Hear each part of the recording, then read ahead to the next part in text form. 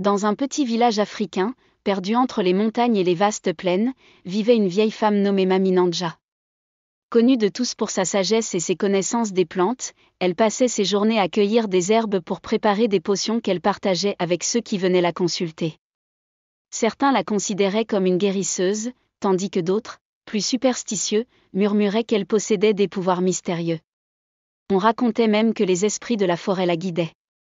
Mami Nandja était respectée par les anciens du village, mais beaucoup de jeunes avaient peur d'elle. Parmi eux, un jeune garçon nommé Manqué. Manqué n'était pas un enfant ordinaire, il était aussi malicieux que désobéissant, et n'écoutait ni ses parents ni les aînés du village. Il passait ses journées à se moquer des animaux, à jouer des tours aux autres enfants, et, surtout, à dédaigner les personnes âgées. Un jour, alors que Mami Nandja traversait le village, appuyée sur sa vieille canne, Manqué aperçut la vieille dame.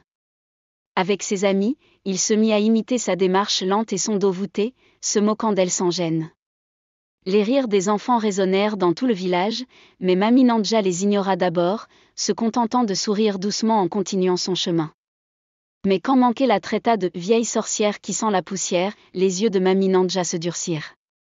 Elle s'approcha lentement de lui, dans un murmure glacial, lui dit « Jeune Manqué, tes paroles sont comme des flèches, mais souviens-toi, celui qui sème des épines récolte des blessures. » Manqué éclata de rire, sans se douter des sombres mystères qui se cachaient dans le regard de la vieille dame.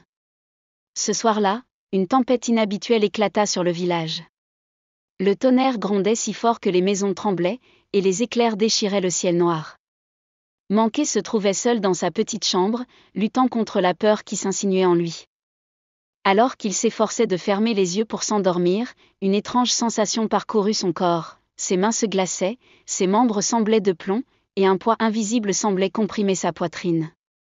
À ce moment-là, une voix douce, semblable à celle de Mami Nandja, résonna dans sa tête, « Le respect des anciens est le fondement de la sagesse, petit Manqué. Si tu veux te libérer de ce fardeau, tu devras prouver que ton cœur est pur. » Le lendemain, lorsqu'il se réveilla, Manqué se rendit compte que quelque chose d'étrange s'était produit.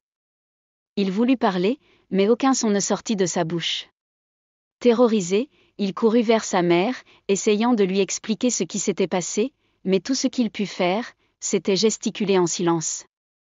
Les villageois étaient stupéfaits et murmuraient entre eux, « C'est un sort, Mami Nandja l'a ensorcelé. » Au fil des jours, Manqué réalisa que son mutisme n'était que le début de ses ennuis. Dès qu'il essayait de faire du mal ou de se moquer de quelqu'un, une douleur insoutenable traversait tout son corps. Plus il tentait d'être méchant, plus la douleur devenait insupportable, comme si une main invisible le punissait.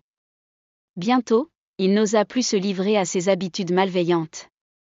Manqué passa de longues journées à errer dans le village, sans pouvoir communiquer, sans pouvoir jouer ses tours habituels.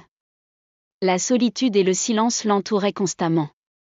Peu à peu, il devint spectateur des interactions des autres villageois, observant comment les anciens prodiguaient des conseils, comment les enfants les respectaient et appréciaient leur sagesse.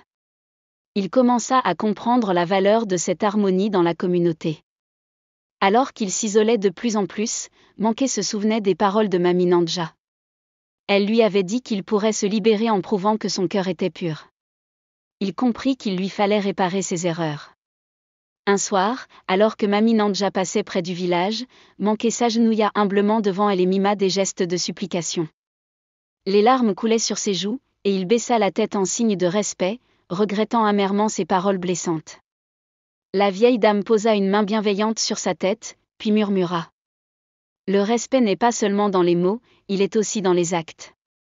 Si tu veux retrouver ta voix, apprends à parler avec ton cœur. » Dès lors, Manqué décida de consacrer chaque journée à aider les anciens du village.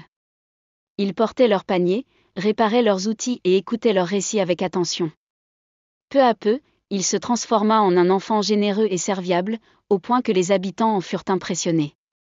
Il ne lui restait qu'une dernière épreuve, montrer qu'il avait appris la valeur du pardon. Un jour, il se présenta de nouveau devant Mami Nandja. Cette fois, il ne cherchait pas à être libéré de son sort.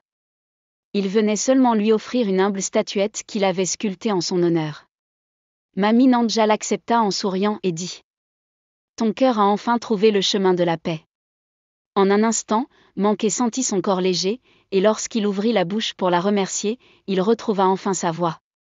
Le village tout entier célébra sa transformation, et Manqué, devenu un jeune homme respecté, enseigna aux enfants du village la leçon précieuse qu'il avait apprise: respectez les anciens, car ils sont les gardiens de notre sagesse. Et voilà, un conte qui illustre l'importance du respect et des conséquences du manque de considération envers les aînés. Ce genre d'histoire, avec des valeurs et une morale forte, est souvent raconté dans les villages africains pour transmettre les leçons de vie aux nouvelles générations.